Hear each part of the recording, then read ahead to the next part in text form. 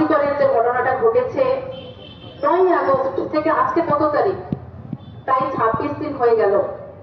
আর জি করে যে আমাদের ডাক্তার বোনটি ধর্ষিতা এবং মৃত্যুর মুখে বরণ করলো যাদের হাতে, তাদের প্রকৃত দোষীরা এখনো অব্দি ধরা পড়লো না।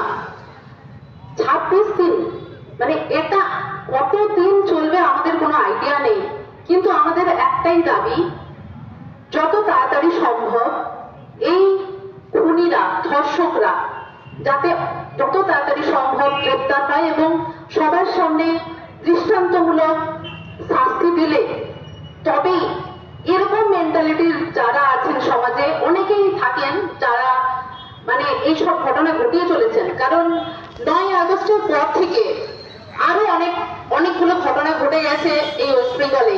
যেমন ধরুন বাঁকুড়াতে যেটা হয়েছে, বিষ্ণুপুরে, সেখানে একটা মায়ের সাথে একটা 5 বছরের বাচ্চাও ছিল, তাকে অব্দি মার্ডার করা হলো এবং মাটাকে রেপ করা হয়েছে। এরকম ঘটনা 9 তারিখের পরে কিন্তু হচ্ছে, আন্দোলন চলছে, তার মধ্যে কিন্তু এই ঘটনাগুলো ঘটছে। তারপরে যেমন ধরুন ওই বর্ধমানে যেটা হলো, এক আদিবাসী মেয়ে, আমাদের সাঁওতাল সমাজেরই একজন মেয়ে, তাকেও কিন্তু রেপ করে মেরে ফেলা হয়েছে। তারপরে দক্ষিণ দিনাজপুরে সেই ঘটনাটাও আমরা সবাই জানি। তার দেখুন, সমাজে কিন্তু এই মেন্টালিটির মানুষ এখনো অনেকে আছেন, যারা কিন্তু যেহেতু এই আরজি করের যে ঘটনাটা ঘটলো তার দোষীরা এখনো ঘুরে বেড়াচ্ছে বহাল তবিয়তে কিংবা লুকিয়ে পড়েছে, তাদেরকে যেহেতু ধরা যায়নি এখনো, সেই একটা ইন্সপিরেশন কিন্তু তারা এই কালপ্রিট গুলো কিন্তু পাচ্ছে, যে এই এত বড় ধর্ষণ খুন করেও পার পাওয়া যায়, এই বার্তাটাই কিন্তু সমাজে যাচ্ছে। তো সেই জন্য আমাদেরকে খেয়াল রাখতে হবে এই ঘটনাগুলো যাতে না ঘটে। এবং এই যে আরজি করের ব্যাপারটা নিয়ে এত আন্দোলন, এর আগেও কিন্তু এরকম ঘটনা ঘটেছে।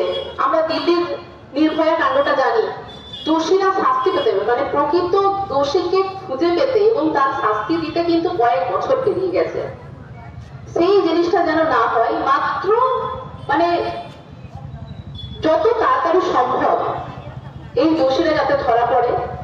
আর একটা ডাক্তারের ক্ষেত্রে এটা হয়েছে, কিন্তু এই সিচুয়েশন তো যে কোনো প্রফেশনের মানুষের ক্ষেত্রে হতে পারে, মেয়েদের ক্ষেত্রে হতে পারে। অনেক জব থাকে যেটা নাইট ডিউটি করতে হয়, ফিরতে রাত হয়ে যায় 10টা 11টা বাজে। তার ইকোনমিক্যালি ইন্ডিপেন্ডেন্ট যে মহিলারা, তারা কি ঘরেই বসে থাকবেন? এবং ঘরে বসে থাকলেই কি আসলে তারা নিরাপদ? সেটাও তো নয়। কারণ অনেক সময় আমরা দেখেছি 60-70 বছরের, 60 বয়স্ক মহিলা, তাদেরকেও এই রেপের শিকার হতে হচ্ছে। এবং 6-7 বছর বয়স্ক, তারা তো হামেশাই আমরা পেপারে পড়ি। কেন এইসব ঘটনাগুলো ঘটছে? কারণ দোষীরা প্রকৃত ভাবে শাস্তি পাচ্ছে না। সমাজের কাছে এই বার্তাটাই আছে যে একটা পাওয়ার থাকলে, পাওয়ারের আন্ডারে থাকলে আমাদেরকে কেউ কিচ্ছু করতে পারবে না। সেই জন্য এই যে এই ঘটনাটা যে ঘটেছে, আরজি করের ঘটনার জন্য শুধু ডাক্তাররা কিন্তু রাস্তায় নেমে আসেনি। আমরা সবাই এখানে ঝাড়গ্রামবাসীরা থেকে শুরু করে ওয়েস্ট বেঙ্গল, সারা বিশ্বে ছড়িয়ে গেছে এই আন্দোলনের যে প্রবাহ, এই উত্তপ্ত যে প্রবাহ, সেটা কিন্তু সারা বিশ্বে ছড়িয়ে গেছে। এই ঘটনার বিহিত করেই আমরা ছাড়বো এবং এটার ধর্ষক খুনিদেরকে যারা এখনো আচ্ছন্ন করে রাখতে চাইছে কিংবা আড়ালে রাখতে চাইছে, গোপন করে রাখার চেষ্টা করছে সমস্ত জায়গা এভিডেন্স, সেগুলোও আমরা কিন্তু সংবাদ মাধ্যমের জন্য, সোশ্যাল মিডিয়ার জন্য আমরা কিন্তু দেখতে পাচ্ছি দূর থেকে হলেও, যে কিভাবে এই ঘটনার স্রোতটাকে অন্যদিকে কিন্তু ঘোরানোর চেষ্টা করা হচ্ছে। সন্দীপ ঘোষকে, এক্স প্রিন্সিপাল অফ আরজি কর, সন্দীপ ঘোষকে গ্রেপ্তার করা হয়েছে, কিন্তু এই আন্দোলন থামছে না কেন? তার একটাই কারণ, উনি অ্যারেস্টেড হয়েছেন করাপশনের জন্য। মেন যেটা আমাদের যে অভয়া, তার খুনি কিংবা তার জন্য নয়, কিন্তু মানে ওটা ডাইরেক্ট যারা কালপ্রিট তাদেরকে এখনো আমরা খুঁজে পাইনি। সেটা আগামী দিনে আমরা বিচার প্রক্রিয়া যত তাড়াতাড়ি হবে সেটা আমরা দেখতে পাবো। তো আমাদের সোসাইটিতে এটা একটা, আমাদের সোশ্যালে মিডিয়াতে এটা নিয়ে যে আন্দোলনের যে গর্জন সরে যাচ্ছে সেটা আমরা অবশ্যই এগিয়ে নিয়ে যাব, এবং ভবিষ্যতে আর যেন এরকম ঘটনা না ঘটে সেটা আমাদের খেয়াল রাখতে হবে। এবং একটা এই মেন্টালিটি গুলো কিভাবে তৈরি হয়, আমরা অনেক সময় দেখি যে শুধু মেয়েদেরকেই বলা হয় তোমরা এভাবে থাকো, তাহলে লোক মানে দেখবে না, রাস্তায় ভালো করে ড্রেস পরো, ঠিক আছে, শালীন ড্রেস পরা অবশ্যই কাম্য।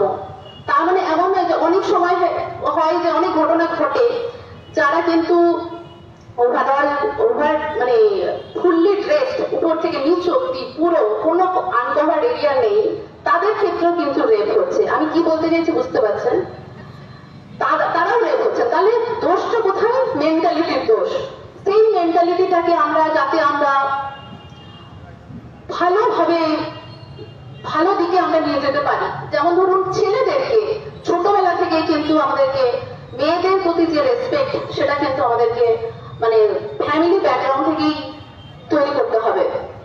কারণ একটা বাচ্চা যখন বড় হচ্ছে, সে বড় হয়ে তো সমাজে অনেকজনের সাথে মিশছে এবং অন্য মেয়েদেরকে কিন্তু ইফটিজিং কিংবা আরো যা যা বাজে কিছু হচ্ছে সেইগুলো কিন্তু সহজেই করতে পারছে। কিন্তু ছোটবেলা থেকে যদি নর্মাল যেটা সম্মান, এই জিনিসগুলো যদি ঠিক করে ওদেরকে বোঝানো হয় তাহলে অবশ্যই কিন্তু এই ঘটনাগুলো কমবে আশা করা যায়।